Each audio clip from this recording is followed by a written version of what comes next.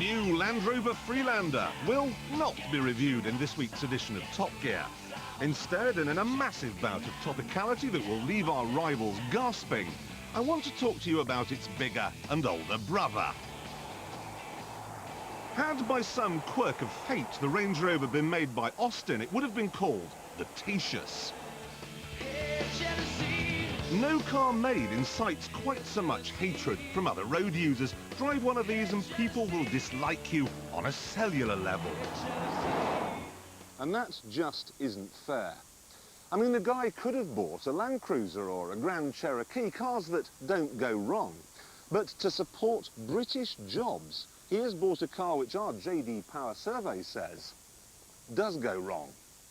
A lot. And there's more. For this kind of money, he could have had a fast and agile BMW or Mercedes. But simply to keep Midland's man in work, he's opted for a bouncy and slow car that's so large it can never, ever be parked anywhere. He has to drive round and round with that enormous V8 sucking in a gallon of fuel every 12 miles. This guy isn't a motorist, he's a martyr, he's a saint. Which is why I'm delighted to see that Land Rover has devised a way to make him more popular. Now, stick with me on this one. It's brilliant. It starts with what Land Rover is calling its Autobiography program. Basically, this is customizing for plutocrats. You can insist that it's painted the exact same colour as this flower, and your wish will be their command. You can say you want the seats made out of that beast over there, the brown one with the attitude, and they'll oblige. You can ask for the dashboard to be made out of this tree, and they'll be round with a chainsaw.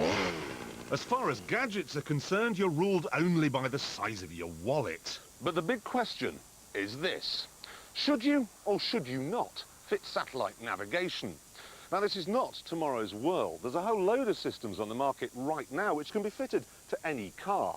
Prices go from £1,600 up to around about £4,000, which is a great deal of money when you remember that a map is £4.99. But then maps are not without their problems, as we shall now demonstrate. As usual, the man is in the driver's seat. Are you using the map? What do you think this is, Trying to Vicky? use a map. Oh dear, his wife is map reading. Not making a very good job of it either. Your dad's fault. I didn't need you to turn right there. You wanted me to Well, take that's you right? no good, is it? We go down that road You've there. got the map upside down there. Oh, I know, but I can read it better that way. I'm not stupid, you know. Don't talk to me as if I'm stupid. We've just been down there.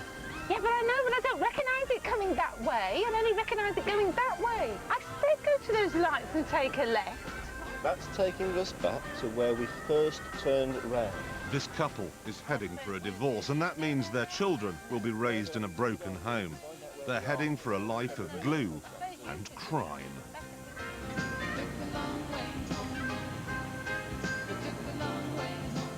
So, is satellite navigation the answer?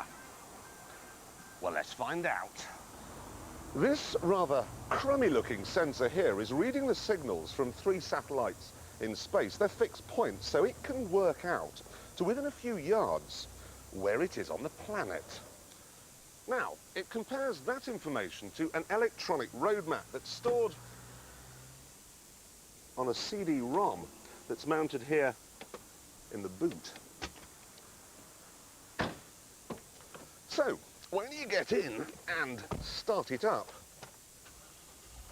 the sat-nav is already scoring points over a map because, look, press this button here and it tells me that I'm currently in Holland Park, Kensington and Chelsea.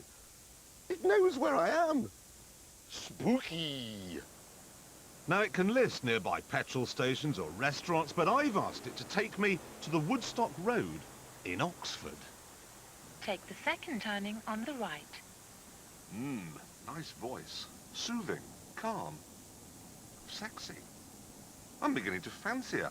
I'd like to move with her to a little house in the country somewhere and rear geese.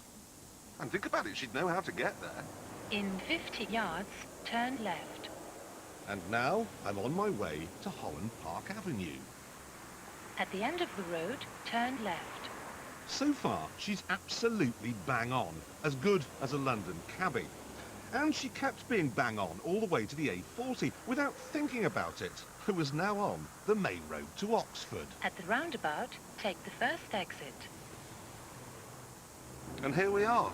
That is seriously impressive. Turn left. Left? She's having a silicon wobbly. Bloemfontein Road. That doesn't go anywhere. Now, there's a gyroscope in the car, and it's now telling the computer that I didn't turn left, that I ignored the woman. But here's where SatNav's so good, because there's no recriminations. She's not now telling me that I'm useless in bed or that I'm not interested in her career. She's quietly accepted that I've ignored her advice, and she's working out a new route. And here it comes now. In 50 yards, turn left. And she still wants me to turn left. Turn left. Look, woman, this is the road to Oxford. You go to Turn London, left. to Oxford, you go on the A40. Turn You left. useless electronic piece of junk! This is Turn the left. road! Turn left. Right, right, right. You want me to go left? I'll go left. You go left. At the end of the road, turn left. Roundabout ahead. Take the second turning on the right. At the roundabout, if possible, make a U-turn.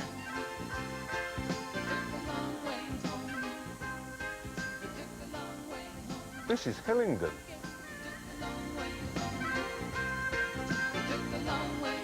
This is hopeless.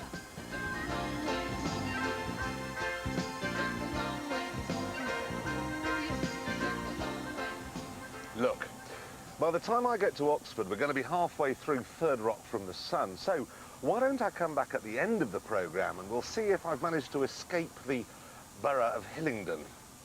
Hope so.